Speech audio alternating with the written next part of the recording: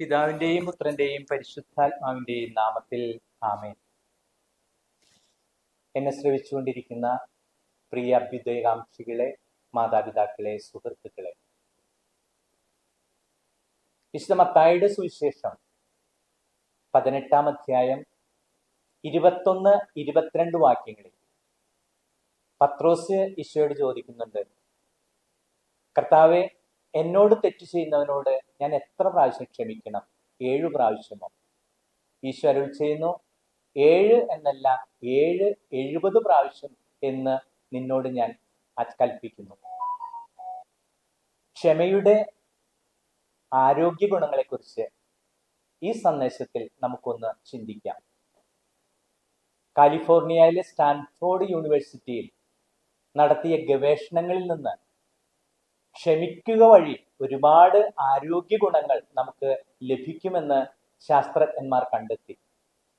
എന്തിന്, ക്യാൻസർ പോലുള്ള രോഗങ്ങൾക്ക് വരെ ശാന്തി ക്ഷമിക്കലിലൂടെ ലഭിക്കുമെന്നാണ് ഈ ഗവേഷകർ കണ്ടെത്തിയത്.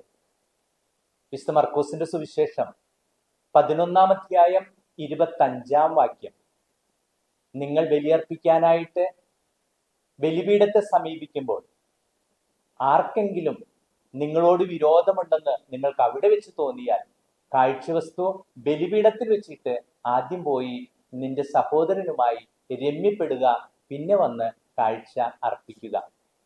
വിശുദ്ധ ലൂക്കായുടെ സുവിശേഷം 17-ാം അധ്യായം 3-4 വാക്യങ്ങളിൽ ഇപ്രകാരം പറയുന്നുണ്ട്, നിന്റെ സഹോദരൻ തെറ്റ് ചെയ്താൽ നീ അവനെ ശാസിക്കണം, മാനസാന്തരപ്പെട്ടാൽ അവനോട് ക്ഷമിക്കണം. അവൻ ദിവസം 7 പ്രാവശ്യം തെറ്റ് ചെയ്യുകയും 7 പ്രാവശ്യം വന്ന് ഞാൻ മാനസാന്തരപ്പെടുന്നു എന്ന് പറഞ്ഞാല് നീ അവനോട് ക്ഷമിച്ചുകൊണ്ടേയിരിക്കണം.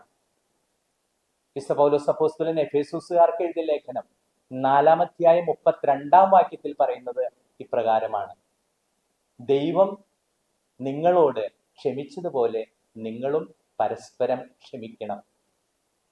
ക്ഷമിക്കുക വഴി വലിയ വലിയ അനുഗ്രഹങ്ങളാണ് നമ്മുടെ ശരീരത്തിനും മനസ്സിനും സർവോപരി ആത്മാവിനും ലഭിക്കുക.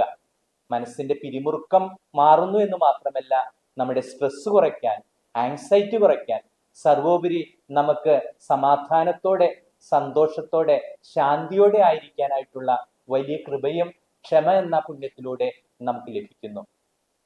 സർവശക്തനായ ദൈവം, പിതാവും പുത്രനും പരിശുദ്ധാത്മാവും നിങ്ങളെ സമൃദ്ധമായി അനുഗ്രഹിക്കട്ടെ.